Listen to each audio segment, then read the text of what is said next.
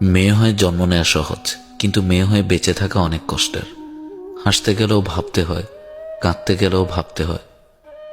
মেয়েরা অল্পতেই খুশি হয়, কিন্তু কিছু কিছু মেয়ের ভাগ্যে এই অল্প সুখও জোটে না।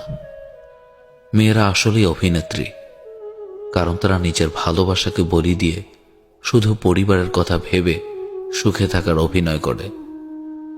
ছেলেরা কষ্ট পেলে যত না কাঁদে, মেয়েরা তার চেয়ে দ্বিগুণ কষ্ট লুকিয়ে হাসে।